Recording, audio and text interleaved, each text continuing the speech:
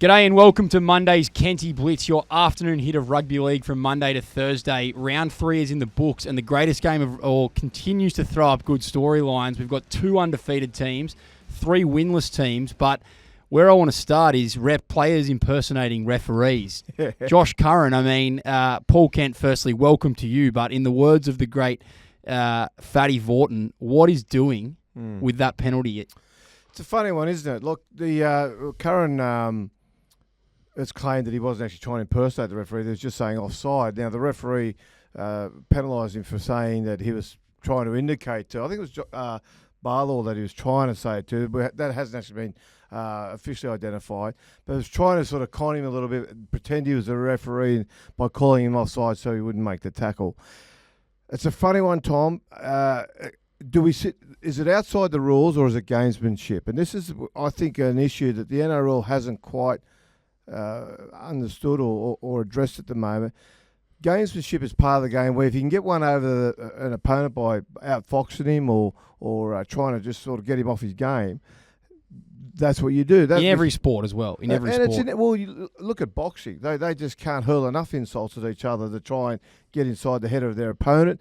And the mental gamesmanship is part of the game. It's been part of every game. It's, the players miss a tackle, his opposition will remind him he misses a tackle. I find it pisses me off a little bit that a player will say this, get penalised, and yet we see these other issues where a player will say, for example, drop a ball. He's frustrated at himself for dropping the ball. The opposition will walk over and rub him in the head, which is basically designed to antagonise him. And the referees don't do anything. I think in some ways the referees have created a bit of a rod for their own back now with this unsportsmanlike conduct penalty. If it's consistent like everything, then we'll cop it. We'll figure our way through it. But if it's not consistently applied, which it won't be, it's just going to raise the ire of fans. Look, I like the fact that he tried to get away with it. Okay, I like the fact that Curran, if he did try and do what he was accused of doing, good on him. That's the way the game has always rolled. But it's an interesting one. It didn't sort of impact the game as much. But the NRL now saying that of all the things that the referee is already trying to focus, and we're going to talk a little bit about some of the criticism of the refs this weekend, but they're also keeping both ears out for blokes trying to say things that could potentially be perceived to be the ref. I don't understand how they can patrol that. They can't. They simply can't because firstly, Curran at score 1 has actually said the referee got it wrong. He misheard me. So the referee's now got to have his hearing up to date. He's got to be able to know exactly what was said, know the context of what was said, and also the intention of why it was said. So this is all now for the referee. As I said earlier, I think they've created a rod for their backs in this regard. And I just don't know whether, of all the things we need to start to crack down on, something like this is something we need to focus on. I think there are other areas that need to be fixed. Yeah, I think the argument of gamesmanship versus poor sportsmanship and then mixed in with spirit of the game, to me, it's bullshit, I reckon. Well, look, if you can get one over your opponent mentally, you do that. 100%. Yeah, you could argue, why didn't Barlow recognise the voice wasn't the referees? Because the referees are talking at every tackle. Yeah, he spent the other people who were behind him theoretically were his teammates, and you could argue that he should recognise all their voices as well. So for the whole argument, I think just falls down, and hopefully the referees at some point will just clarify and come out and say that we don't think we'll be doing this anymore. Speaking of referees, the action on the field has been unreal through 3 rounds, but one thing that I think I'm not the only one who enjoys is a Ricky Stewart press conference, and he was at his absolute best last night. He wasn't super impressed with the refs, even though he didn't say that explicitly. Well, look, he wasn't. Look, he was pissed off about the referees, and if you look at the statistics, you can see why.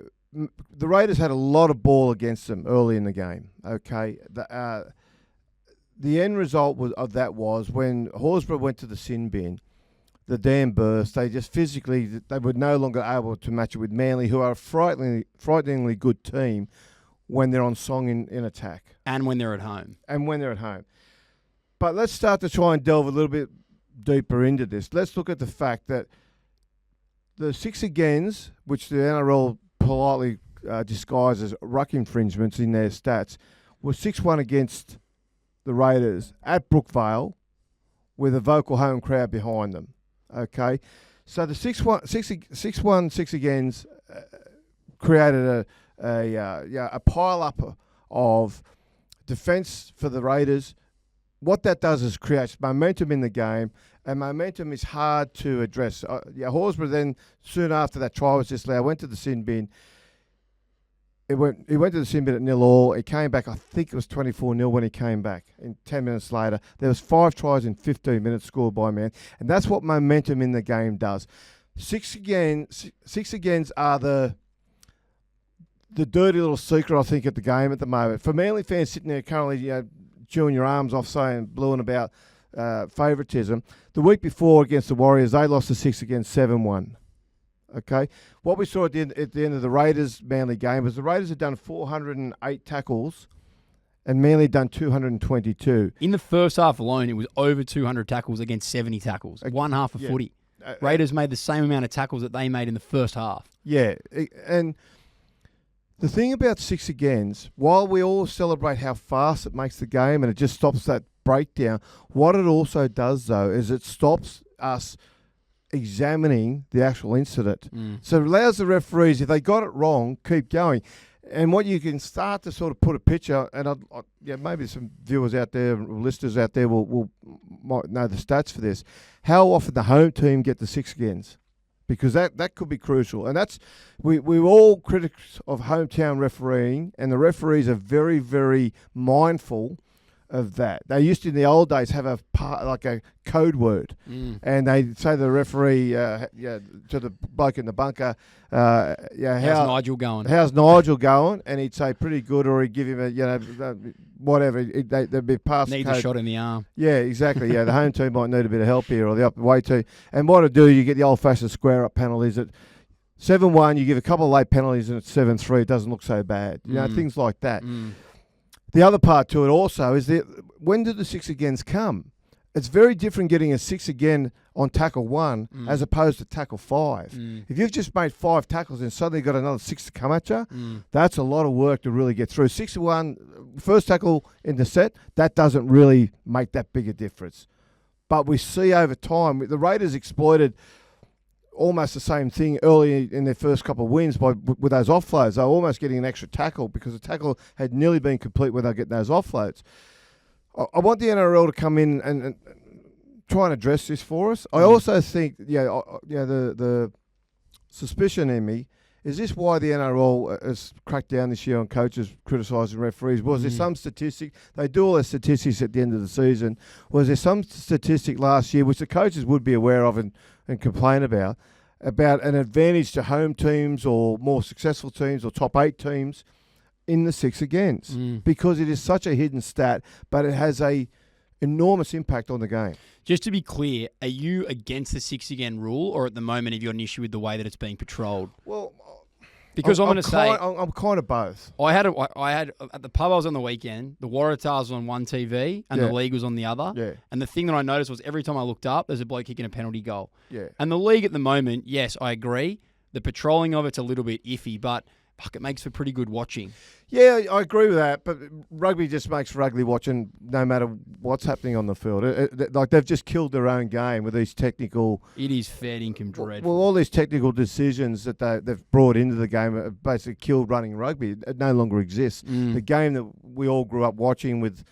I'm a bit older than you, but I remember even seeing the Ellers play. Like, the game that they play just doesn't exist anymore, in rugby. It's dead. That's the Northern Hemisphere coming in and killing the game because they didn't like the Southern Hemisphere teams winning World Cups. But leagues shouldn't be looking at rugby. And again, the 6 agains, I know they're an invention of Peter V'landys. It was designed to make the game a bit quicker, stop those bogged down penalties, stop all the time wastage. I would prefer that the referees just said to the players, and have a strict, hard rule that the penalty is being given, and then we can look at it. But you also got to be... The reason we had to bring it in was because they'd have a committee meeting every time they had a penalty. They'd waste a minute and a half deciding what they were going to do. So I'm not a great fan of the 6 again. I see the benefit for the running rugby league to keep the game moving. Yep. But the thing about it, though, Tom, the real danger is it can have an impact on the game not really dictated by the players. You want the players to earn the momentum in the game. You want them to earn their points. You want them to earn their way sometimes in defence. And the Raiders were very, very brave for 20 minutes of that game. Even then, the opposition was getting a much larger share of the ball. I think Ricky said as well, of the 4 tries you spoke about, 2 of them were out of dummy half where maybe it was fatigue from the markers, and the other 2 were off kicks, which, is always potentially a 50-50. So they were, I think they were down 30-0 at half time, or definitely they had 30 put on them, but they hadn't necessarily played the way that reflected that. But when you're making 100, 150 more tackles than the opposition in 40 minutes of football, you're cooked. You're cooked. The game's over. So what were those 6 agains for?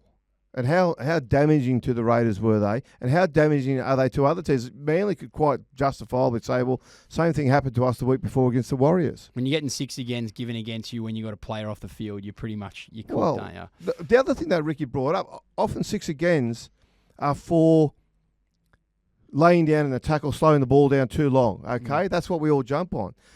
The stats he got after the game showed that the Raiders' average tackle length of time was 3.55 seconds, and Manly's was 3.54.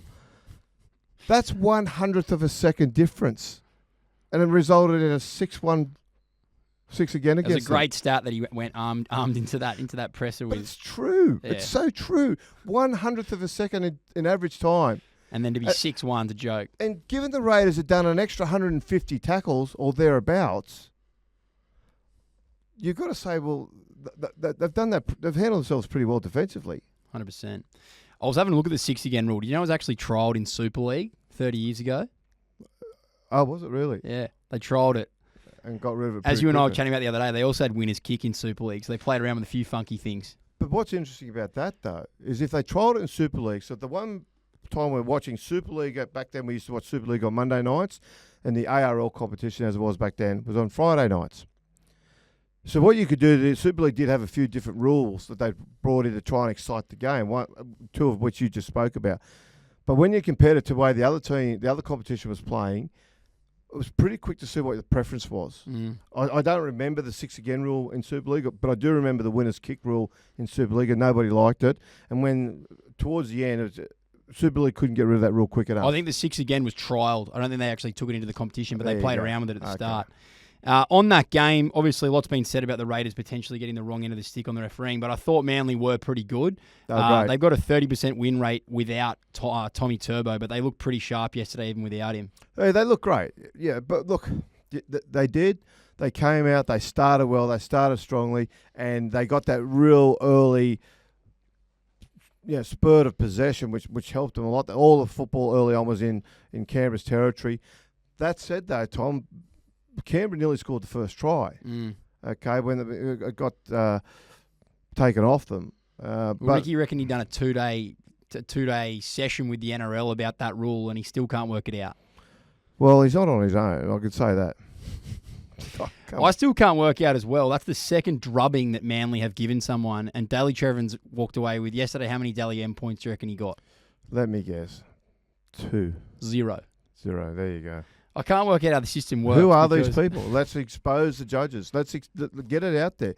Make them accountable for the dumb decisions they're going to make. Pretty special win for Manly at the end of the game. Jake Trbojevic dedicated it to Bo Hewitt, who was a young cancer patient who tragically passed away last week. But it's pretty special to see the way that the club and the Trbojevics in particular had rallied around him. Look, the Trbojevics are the champions of the game. They really are. They deserve all the accolades they get. They're just beautiful people. They really are. It was a sad moment. It wasn't a hollow support of this young kid. The 3 brothers had regularly gone to visit him, and basically through no other affiliation with each other than Manly, the football club. And so, while I was very sad the circumstances around this young poor boy dying from cancer, the fact is they brought a lot of joy in the last year of his life as he struggled with cancer and fought the cancer. So you just can't say enough about those 3 boys. Yeah, 3 men. A great win for Manly, regardless of all the other stuff. I think the other thing to talk about while we're kind of in the match review committee space was Reece Walsh just got a fine for that shoulder charge, nothing more. Seems to be some inconsistency there. Well, look, you just got to say, ask him what you do. So the defence of Reece Walsh, which a couple of ex-players have come out and staked, is just ridiculous, okay? The argument, well, what else could he do? It's just not an argument. The argument should have been, if your only action when you get to a tackle is to make an illegal tackle, then you've made an error somewhere else. Then in this case with Reece Walsh, he got there too late. If he was 2 metres ahead of where he's supposed to be, or where he was, and he was where he's supposed to be, he would have been able to get himself in front of the try scorer. But he wasn't. He got there late, and giving himself, the only action he thought was to try and shoulder charge him over the sideline. If he tried a traditional tackle, he probably would have gone over the try line with the ball runner. So it was his fault. And yet we find this excuse, well, what else could he do? That's not a reason. What else could he do is get there earlier, make the tackle properly. If your only action is an illegal action, that's on you. You shouldn't be forgiven for that and explained for that. The NRL, though, Joe Tapine 2 weeks ago got 2 weeks for a shoulder charge.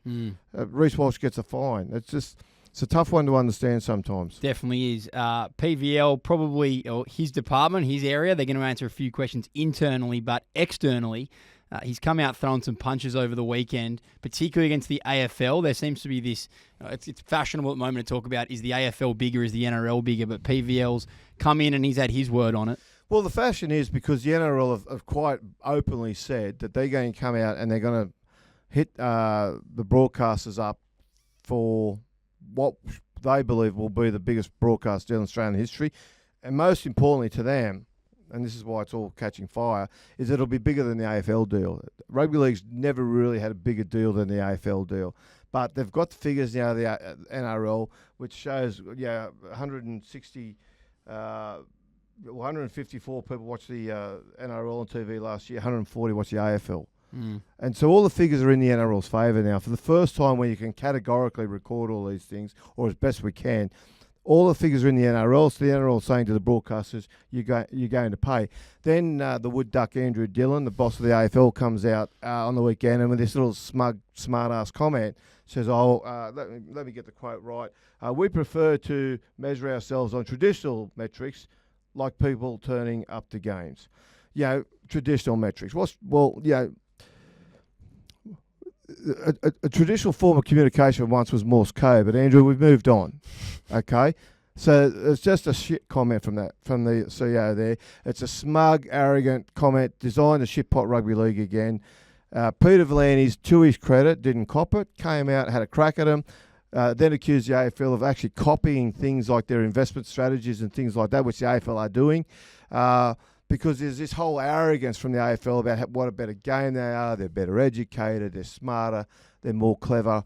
And Rugby League is fighting back. Rugby League has never been in a better spot. Rugby League, for the first time in some years, has had a chairman who's leading the game in a way that is getting Rugby League in the fight. And they're actually ahead in the fight now. And I was going to say, it's a little bit, even if the AFL have traditionally been the biggest sport, whatever, call it what you will, it seems to be the NRL is doing stuff that it's gonna catch up ground pretty quickly, whether it's right now or in the next 10 years. You got to back them. Well, they are. They've overtaken it, and all of those measurables, the NRL have taken over to the point now where I remember only a few weeks ago we were talking about the AFL are starting to throw whether they try and launch their season in somewhere like America, and we're just wondering where they're going to do it, because where do you find an AFL field in America? The baseball fields are the wrong shape.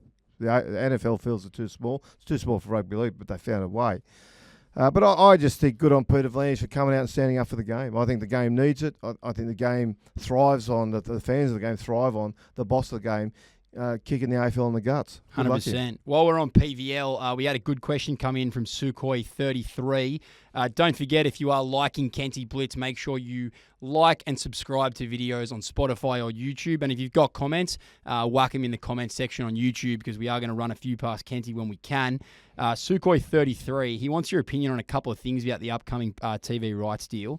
Firstly, They're talking about streaming potentially being involved for the first time. Do you reckon rugby league can exist on a streaming platform? Look, I think it will actually. Like we're already seeing boxing as being streamed, and I think at some point, yes, it will. The boxes at the Foxtel boxes and things like that, I think they're on the way out, and it'll be all apps on your television basically. Already, a lot of people just pretty much consume. The place that I watch rugby league most is KO. Yeah. So, it's the same stuff. That is. The only sort of problem with that is that there's a bit of a lag, but if you're comfortable with the idea that you're actually watching probably 5 or 10 seconds behind what the game's being played, and you can live with that, which most people sort of get used to. I think streaming is going to be part of it. The other part, what else does you want to ask? The other one was, and you mentioned it before with the Super League one, interesting Monday night footy, but he's asked if you reckon scheduling will stay the same. At the moment, we've got NRL action Thursday to Sunday, and then obviously Origin midweek. Yeah, well, Monday night footy is obviously big in the NFL. It's been trialled here a couple of times in Australia in the back in the ARL days. Once when Super League tried to play Monday nights, but even before that, Monday night was a game. I think even Matty Johns used to come on after Monday Night League about 10, 12 years ago. So it has been around, okay? I think the issue was you'd go to Monday night footy, certainly you go to Allianz or whatever it was called then, and there'd be about 500 people there. Yeah, and the other issue was by Monday we found a lot of people had footy fatigue. We just about had enough of it, okay? So what happens then, though, is you say, well, with these new streaming devices, they're going to look for something different, though. They're going to look for content. The argument has always been you keep Origin and the finals and all that on one broadcaster because that's what made rugby league more profitable. That made it more worthwhile for the broadcasters to spend money. The broadcasters have always come out and said, if you bought the home and away rounds without Origin or without the finals, it's not worth the money that the NRL are asking. But the landscape's changing now with all that. The stream, we're so comfortable now streaming. The technology is so much better that's starting to come back into the equation. And I think at some point the NRL will figure out a way. And again, Volandes is the guy to do it, to sit down and actually monetize it all. Okay, if we keep Origin with the home and away rounds, what's the game worth? If we can sell it separately, what are they worth? And I guarantee this, whatever gets the most money is the way they'll go. Yeah. The traditional loyalties will not survive through this. The game will change at some point. Whether it's the next broadcast deal, I don't know, but it will certainly change at some point because we've already seen that in the NFL. Amazon came out and paid $1 billion for Thursday night football in the NFL. Now, they didn't traditionally have Thursday night football. Amazon went and created their own space and said, we'll pay you $1 billion. And it's only, I think, 17 rounds. So that's a lot of money that they've put up for that. Insane. So, yeah, look, it's going to happen in rugby league. I just don't know when. Did PVL do the last broadcast deal? Yes, he did. Yeah. But I feel like the momentum that he's been able to get in the game in the last 4 or 5 years puts him in a pretty good position to be in a strong bargaining position or strong negotiating position for this one. Talked a little bit about the AFL potentially surrendering their advantage to the NRL. One thing I wanted to ask you about was there was a bit of conjecture on the weekend about when do you surrender your advantage? Because there was one play in particular in the Roosters game on Friday night where I think they had 4 passes before. And they bungled it, and then the ball got pulled back and they got the feed because supposedly they hadn't had the advantage yet. This is another little referee minor complaint. But the fact is, so the... now that Graham Annesley's not doing Mondays on the refs, it's our job to now step in and do that. Well, that's right. We'll step up and we'll take over that role. We'll take over that role. Yeah, look, we all know, you get the advantage on a drop ball, you play on. But 4 passes, they threw the ball over the sideline, and then they called it back and said, no advantage taken. And they got the scrum feed. I found it, after 4 passes, I think, even though you might not have made a lot of territory, which I think was the metric they used in that instance, after 4 passes, I think you've surrendered whatever advantage you have. And this is the stuff that's just, I don't know how they get this stuff wrong. Like, these things have been in and around the game for so long. Now, we're told that advantage is at the referee's discretion. I don't want referees showing discretion in things like this. Like 4 passes is far too long. In rugby, we see they can go for 3 minutes in rugby with the advantage. They bring it back, and everyone by the time they go back, they've forgotten what it was for. Yeah, it's just ridiculous. Get on with the game. It's hard. In terms of teams that need to bounce back this week, I didn't have a very good segue there. Apologies, but we're going to jump into the next thing that we had lined up. You don't need segues. Couple of teams under early pressure. I think the Cowboys and Eels. I didn't love the Eels yesterday, but they were better than they had been the couple of weeks before. The Cowboys certainly responded, but I want to start with the Dolphins. To me, they look like the most concerning team. Yeah, they're the lame ducks at the moment, the Dolphins. The thing about the Dolphins is in all three losses, we haven't seen a lot of energy out of them. They are playing a game that is the wrong for this time of year. They are trying to just, I don't really know what they're doing. They're trying to just play to their speed, I suppose, on the edges. They're not going forward. They're going wide before they go forward. There's very little energy in their defence. Their attack, it seems like they're slightly confused about what they're trying to do. Toby Waifadao, he's a Rolls Royce, and they're basically treating him like a billy cart at the moment. He's not getting ball in position where he can damage the defence. It's just not happening for him. So they are a real problem. Parramatta came out and showed a lot more energy in defence. They showed a little bit more cohesion in their defence. And the turnaround for all the teams starts with the defence. When you've had a poor start, Parramatta tried to play a very simple, solid footy on the weekend. I thought they did that, and they played much better. They've done the right thing. That's where they need to sort of now try and build on top of that. I thought, what was his name? Hawkins, he was good for them. I think he just settled them down a little bit. Dylan Brown was quiet again. Yeah. And everybody's waiting, aren't they? Yeah. Yeah, I don't want to keep turning it into the Dylan Brown show, but yeah, they're waiting for him to step up. But you've just got to come out and you've just got to play simple footy. I saw it was an old boys' day or something like that at Parramatta. How much does that actually impact these blokes? You reckon they go out with an extra spring in their step because it's old boys' day? Ray Price might have been there, something like that. I don't know. Like they talk about it, but is it lip service? I think it depends on the club and the people that are there. Like I know Newcastle used to have this fearsome record on Old Boys' Day. It didn't matter where they were coming in the competition. On Old Boys' Day, they generally won because they would go out. The old players would be welcome into the sheds, and they were such a one-team town, all that sort of business. But they were so proud of their heritage. They went out and they responded with their effort. And the effort was generally good enough on those days. The problem you've got, though, is a lot of players these days, Tom, they can't tell you who some of these legends are. We see, I don't want to insult players by naming them, but we've seen in past years players come out and legends have turned up to training and they've said, oh, look, I didn't really know who he was, but he seemed to know what he was talking about. And you're like, mate, the bloke's played 28 tests for Australia. Yeah. You know what I mean? A club legend. You walk into the Leagues Club and that's his picture there on the Leagues Club walls, and the players just don't know who he is. They don't watch footy. Too much time on Instagram. Although there are some good historic rugby league pages. That's what my feed's full of. So one of those blokes walks in, I'll know.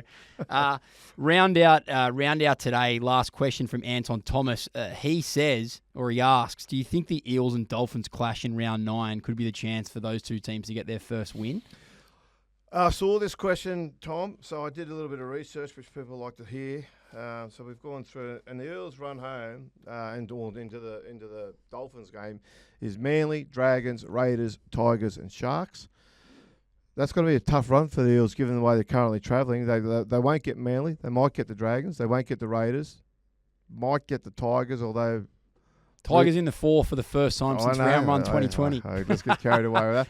And then the Sharks before they play the Dolphins. Dolphins have got a tougher run. They play the Broncos, Titans, Panthers, Storm, Raiders, and Roosters. It's going to be a tough run for the Dolphins. They've got potentially three top 4 potential teams in the Broncos, Storm, and the Panthers. Then they've got the Flying Raiders at the moment. So it could be right. Dolphins have got to really find their game at the moment. That's a real concern. Their effort's not there. Their consistency across the 80 minutes is not there. We've spoken a bit about Wayne Bennett and the impact that he has and the way that he brings the coach that replaces him up. You'd think Christian Wolf is going to be under a bit of pressure given he's probably been hands-on for the last couple of years. We can maybe touch on that one tomorrow because that is all we have time for on Kenty Blitz. If you are liking it, make sure you subscribe. Whack some comments in the YouTube. Kenty, you're on fire as always. Round 3's away. Week 3's away. Week 3's away. Only 27 to go, Tom. Very good. Cheers, mate. Thanks a lot, guys.